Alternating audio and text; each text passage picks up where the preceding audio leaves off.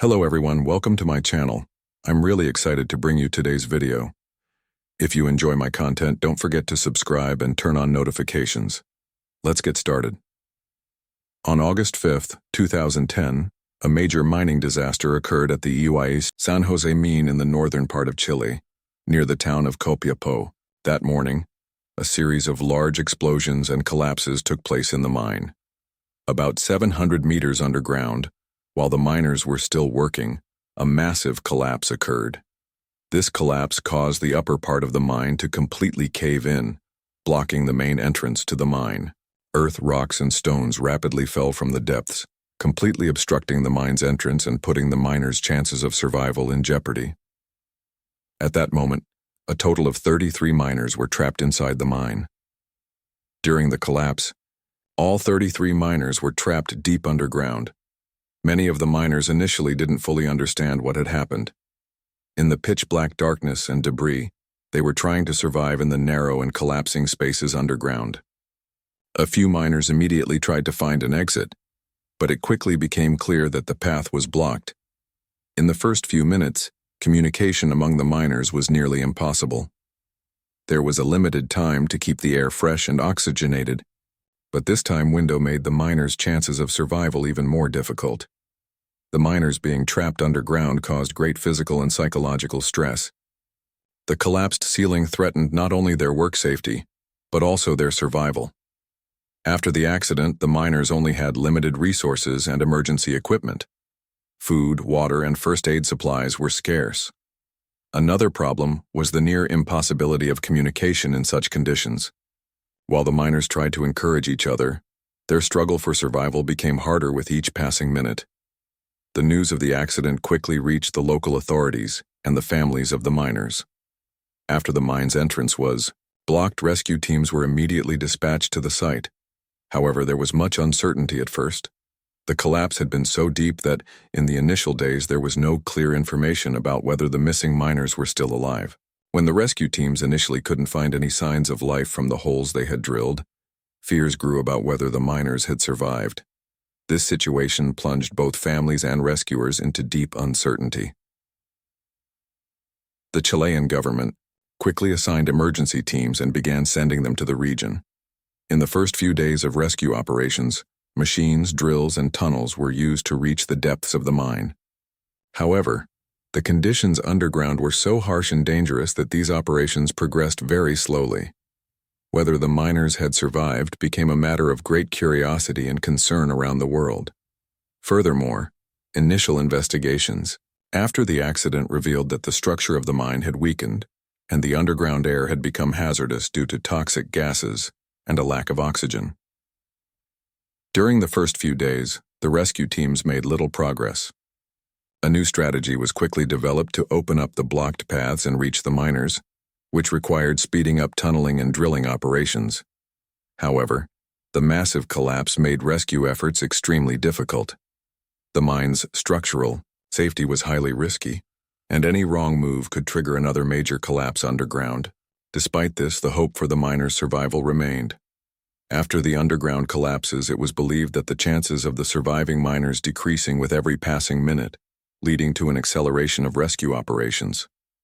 At the same time, crucial questions arose about the miners' psychological conditions and how to secure the resources necessary for their survival. The miners who managed to escape the collapsed ceilings continued their fight for survival by supporting each other. However, these tough conditions led many of them to face serious psychological challenges. The question of whether the miners would survive and how they would be rescued sparked worldwide interest. The Chilean government and local authorities mobilized all resources to intensify rescue operations. However, this disaster created great fear and concern globally, as the chances of survival after such a collapse are usually very low. On the day this disaster began, no one could have predicted that it would turn into such a miraculous rescue story. However, the lives of the 33 miners and the globally followed rescue operation became a symbol of great determination, hope, and solidarity. Immediately after the accident, the rescue teams began their work with great determination, but, at first, no trace of the miners could be found. The complete blockage of the mine's entrance and the collapse deep underground made search efforts extremely difficult. At 700 meters underground, communication became impossible. The rescue teams conducted intense searches on the surface around the mine and nearby areas, but they found nothing. This situation plunged the rescue team and the miners' families into deep uncertainty. Many of those involved in the search began to have pessimistic thoughts about whether the miners were still alive. At first, the absence of any signs of life from deep underground greatly demoralized the rescue teams. The mine's safety issues, the magnitude of the collapse, and the dangerous conditions underground made the rescue operations even more challenging. The air was filled with toxic gases and lacked oxygen, which made the question of whether the surviving miners were still alive even more pressing. Moreover, the risk of new collapses triggered by massive rock blocks and landslides deep below increased the value of every passing hour. Despite all these challenges, the rescue teams continued their search efforts without losing hope. The teams began developing new methods and techniques to maximize the miners' chances of survival. Meanwhile, a glimmer of hope began to appear, but it wouldn't come until 17 days later. 17 days had passed since the accident.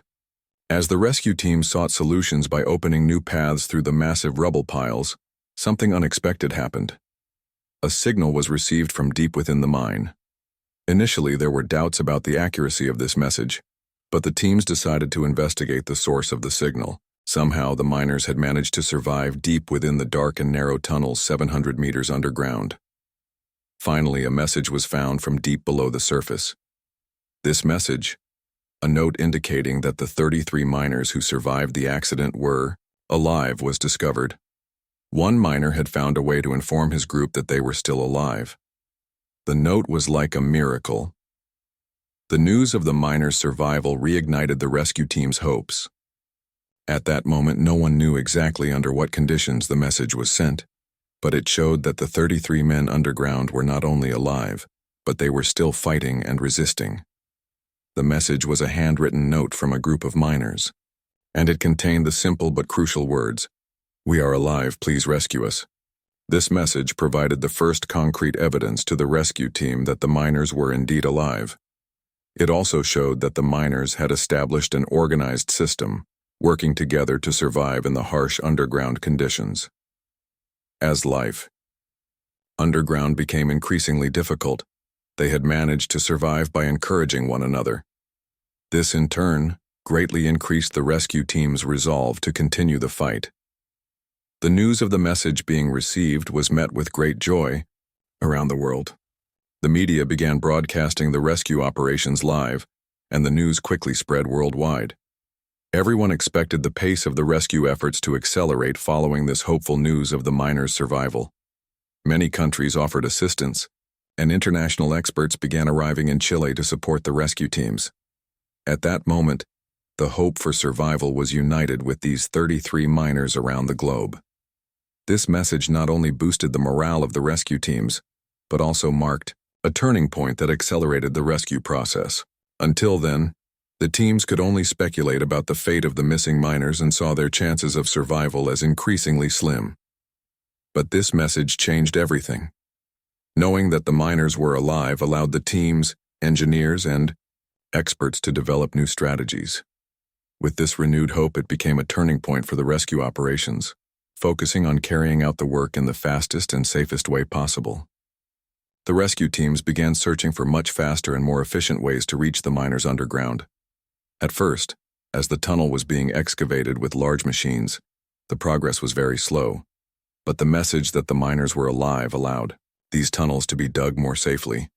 Experts from around the world contributed to the team's efforts, and the entire world prayed for the success of this enormous endeavor.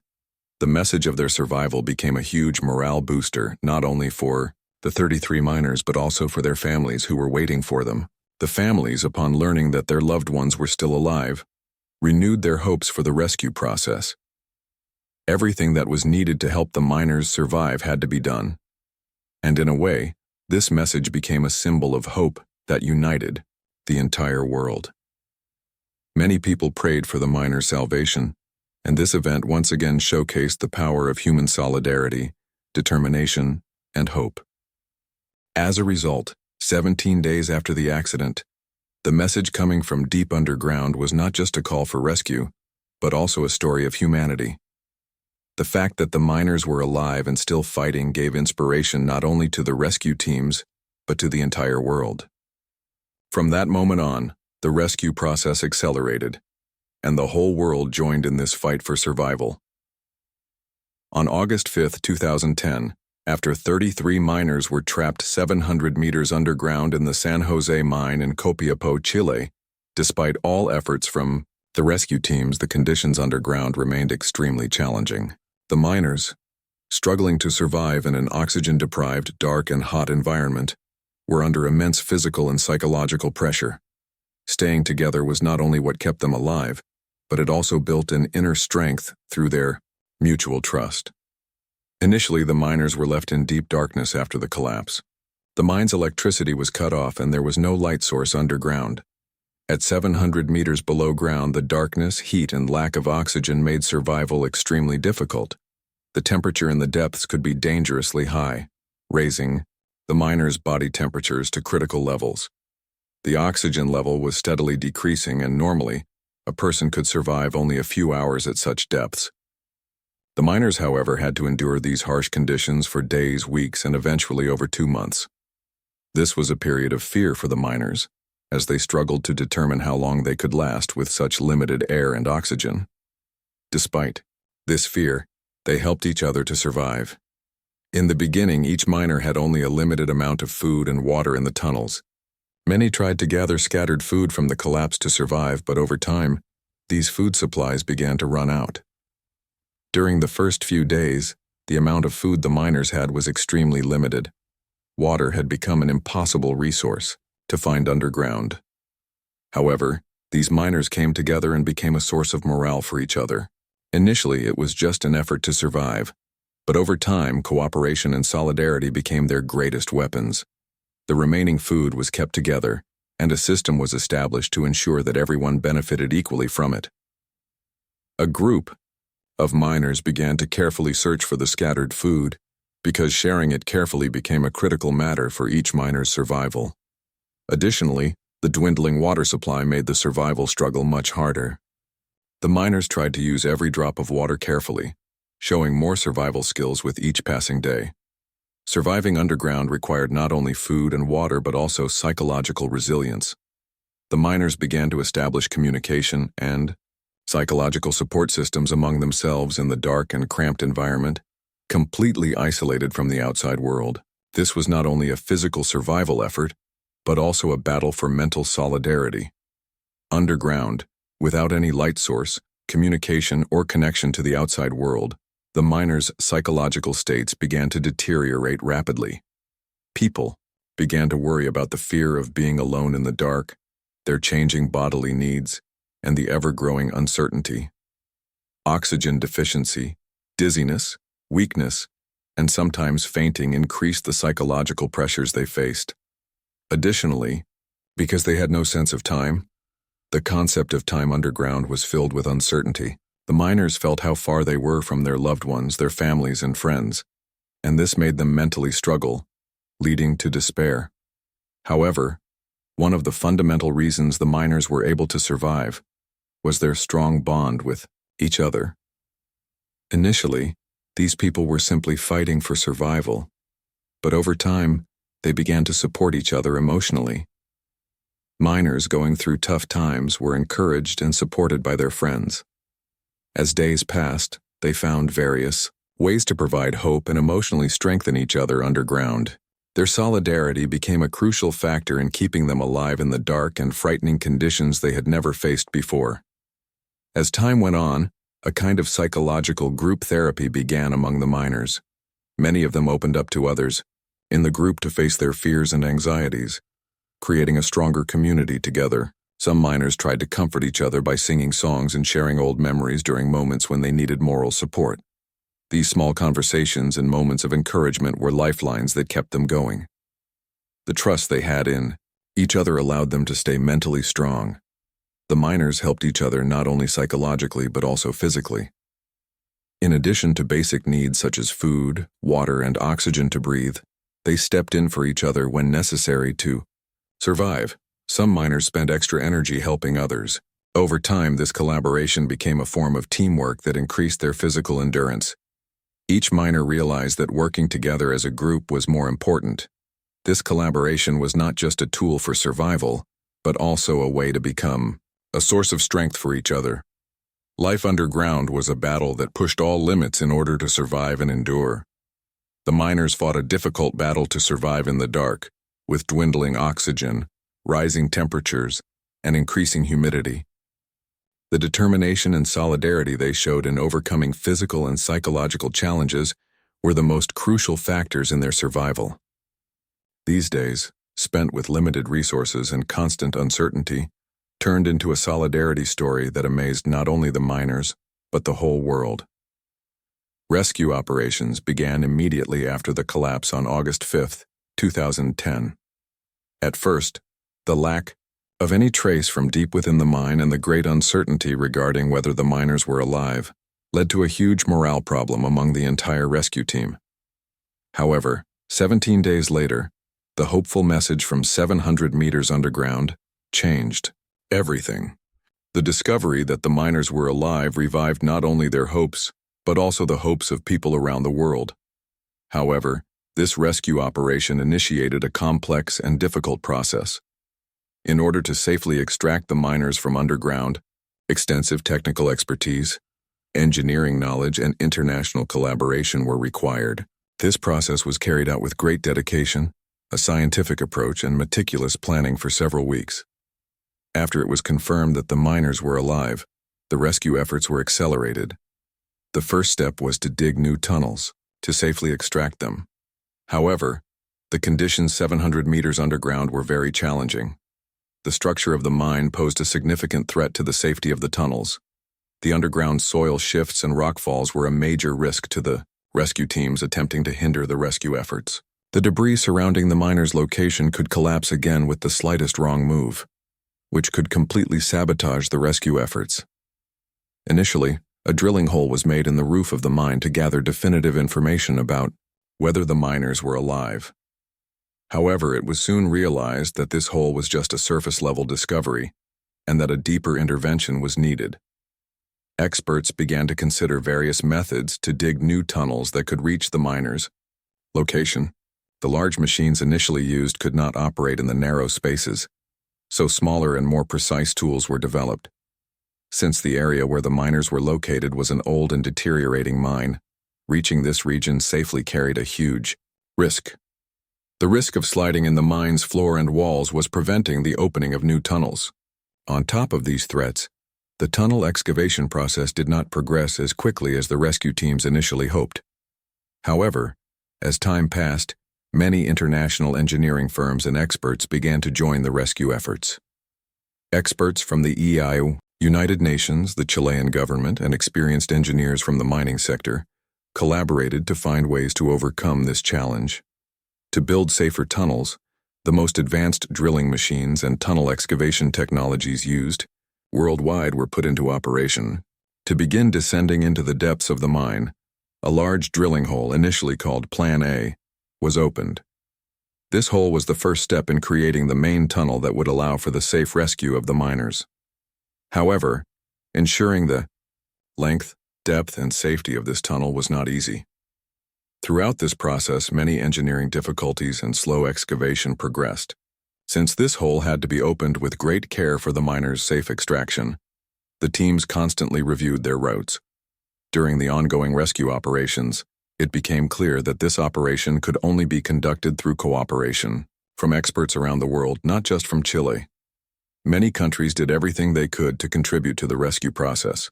Countries such as the United States, Germany, Canada, Mexico, and Brazil supported Chile by sending tunnel excavation machines and engineering teams. The Chilean government accepted all kinds of external support, and the help from around the world contributed to speeding up the operation. Many international companies took action to provide drilling machines and safety equipment to be used underground. These machines were state-of-the-art devices developed to reach the depths of the mine. At this point, The Chilean government gathered financial and technical assistance from around the world. This aid played a critical role in accelerating the rescue process. Since there was very limited space underground, special preparations were made to enable the machines to reach the miners. In particular, an alternative method called Plan B was implemented. This plan used a different technique called borehole, which would allow for faster tunnel excavation to safely extract the miners.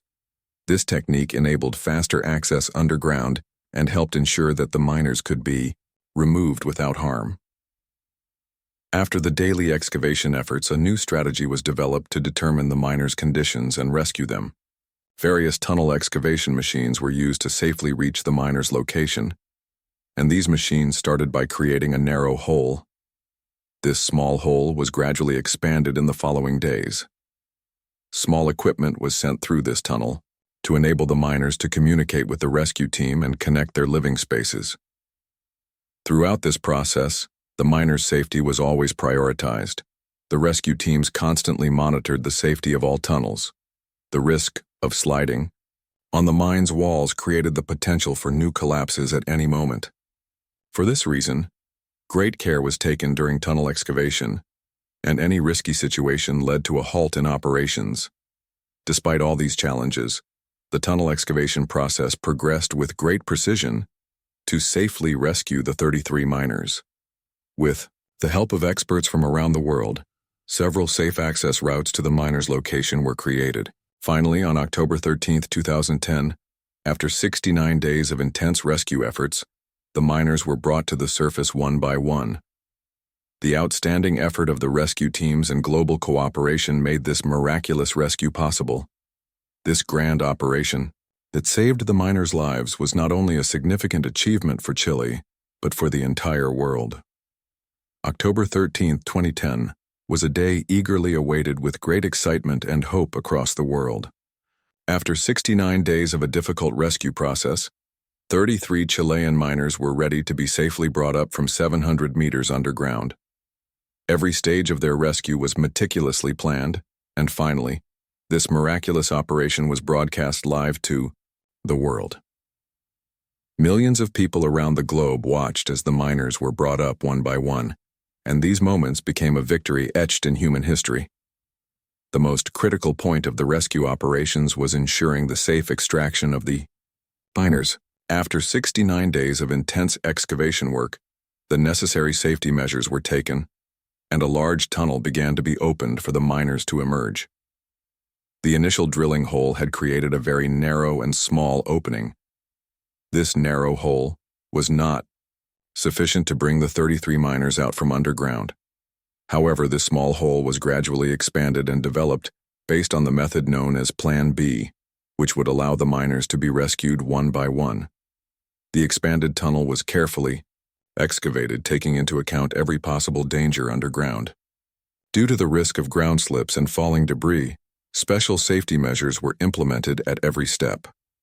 The miners' safety and health were the highest priorities at this stage. As each miner was brought up, their condition was constantly monitored so that any potential health issues could be detected and treated in advance. At the final stage of the tunnel, a special capsule called Phoenix was designed to safely carry the miners upward. This capsule was specifically designed to pass through the narrow tunnel safely.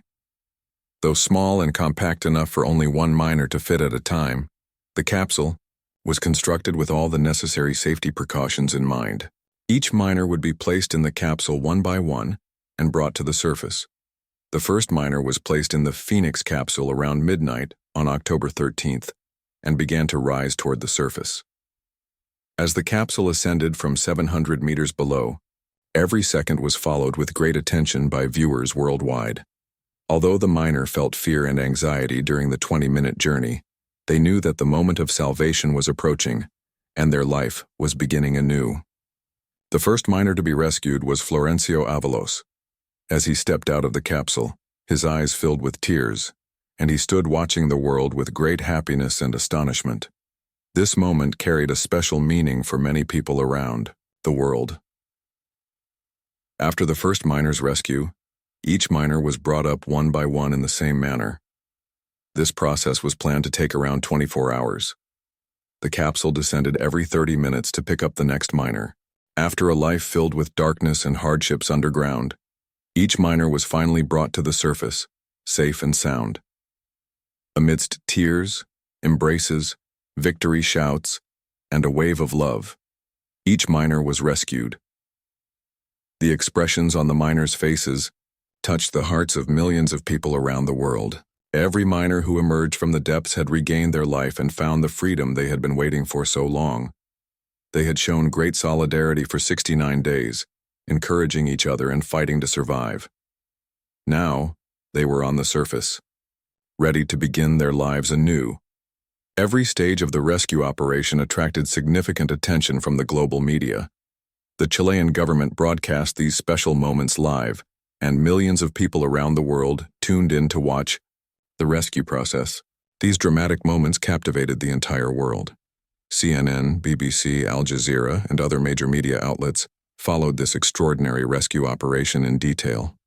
People watched live as each brave miner emerged from underground, experiencing emotional moments. Each miner was greeted by family members with joy and embraces when they reached the surface. Some miners reunited with their children, while others were reunited with their spouses and mothers. The world watched this miraculous rescue through tears, and humanity as a whole became part of this great achievement. Every moment a miner reached the surface felt like part of a heroic story. Each miner's name went down in history alongside their rescue, and this story became a symbol of human hope and resilience. The miners' rescue was not only a rescue story but also the result of great solidarity, scientific knowledge, engineering success, and international cooperation. The engineering challenges of tunnel excavation and rescue required the teams to plan with extreme attention to every small detail. While the miners fought for survival underground, the rescue teams carefully observed their every movement and worked with great dedication to find the safest rescue methods. This rescue operation was a unique example of organization and coordination. Experts and teams from all over the world raced against time to end a human tragedy. This event was not only a victory for Chile, but also for the entire world. The safe rescue of 33 miners was etched in human history in golden letters. The rescue of the miners was a victory not only for them, but for all of humanity.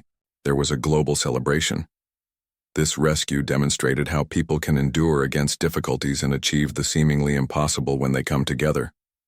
The world did not just view this as a rescue, it symbolized the resilience of the human spirit and a great hope for humanity. The rescue process, beyond the miners' return to life, created a wave of solidarity, love, and hope among people worldwide. The survival of the miners became a symbol of the world's capacity to overcome challenges. This rescue operation was not only a scientific success, but also a victory of a shared human value. On October 13, 2010, 33 Chilean miners were brought to the surface after 69 days of captivity. After this great victory, the rescue of the surviving miners brought not only physical recovery, but also a psychological healing process. During their time underground, they had fought great physical and emotional battles. Once rescued, a huge celebration took place worldwide, but it was not just a celebration of their survival and bravery, it was also a victory of the human spirit, solidarity, and hope. The miners had spent their days 700 meters below the surface, trapped in a dark, airless, and narrow space. While these conditions negatively impacted their physical health, their health was not a major concern after the rescue. When the 33 miners were brought up safely, the whole world welcomed them with tears and love. Initially, the miners were immediately taken to the hospital. After the rescue, their physical condition was checked, and they did not face serious health issues. However, due to their long stay underground and malnutrition, they had weakened significantly. Many of the miners had suffered from significant dehydration and muscle weakness. They began to recover with immediate medical support. The first interventions included basic medical care, as well as nutritional treatments. From the moment they were transported to the hospitals, the miners were regularly monitored by experts. However, the biggest challenge beyond survival was beginning the psychological recovery process. While the miners had physically recovered in a way, they were reborn. But this healing process also included their mental health. The darkness, loneliness, and uncertainty underground had subjected them to a psychological battle that would last for years. The psychological trauma the miners experienced after their rescue formed one of the most challenging stages of their recovery. During the 69 days, each miner fought in different ways to survive. Sometimes they gave each other moral support, while at other times they sought strength alone in the darkness. However, throughout this period, they lived with constant stress, fear, and uncertainty. The narrow space underground, the lack of oxygen, and limited food not only affected their physical health, but also created psychological pressures. For the miners to recover psychologically, both medical and psychological support were crucial. Initially, expert psychologists and therapists conducted one-on-one sessions to help them get through this difficult period. The miners, who had supported each other underground and fought together to survive, continued to provide that support during their psychological treatment processes. For them, one of the most challenging parts was transitioning back to normal life. These people, who had always been by each other's side and closely connected, tried to return to their former lives as best they could. Many of the miners had experienced deep trauma when they were hospitalized. Each one struggled to understand their fight for survival and their days underground before they could return to their lives. Receiving psychological support was the key to overcoming these traumas. Over time, many of the miners sought professional help and continued to support each other, stepping into the healing process. However, many still struggled to come to terms with the time they spent underground. Reconnecting with parents, spouses, and children also presented a new challenge. During their time underground, being separated from their families required a significant psychological effort to reunite them. Family therapy helped the miners better understand and support each other when they were reunited, fostering healthier connections. After the miners' rescue, a great wave of joy swept across the world. The government and people of Chile welcomed their release with immense enthusiasm and pride. Chilean President Sebastián Piñera gave a speech to celebrate the success of the rescue operation, praising the courage and resilience shown by the miners. Additionally, congratulatory messages poured in from countries around the world. This monumental victory in Chile's mining history became a beacon of hope for the entire world. Globally, people saw this rescue as a heroic story. The miners' safe return taught humanity a powerful lesson on how challenges can be overcome through unity and determination. In those moments, the whole world stood by Chile, and the international solidarity displayed throughout this process became a shining example for all of humanity. Many countries offered their support to the rescue efforts and joined together to be a part of this monumental achievement. After their rescue, the miners' lives would never be the same. The deep physical and emotional marks left by their experience touched their lives permanently. However, over time, each miner decided to restart their lives. Many made efforts to contribute to their communities, families, and workplaces once again, after the days spent underground. Some miners took on more social responsibility after their rescue. They joined various charitable projects, initiated educational programs for children, and launched campaigns to raise awareness about survival struggles worldwide. By combining their own recovery processes with a desire to help others, the miners reminded everyone of the value of survival struggles and the importance of supporting each other. Their names will forever be symbols of overcoming challenges, hope, and solidarity. People around the world will remember their struggles as heroic tales, and their stories will strengthen belief in the power of the human spirit. This story became a legendary testament to humanity's determination and hope in the face of adversity, engraved in the pages of history.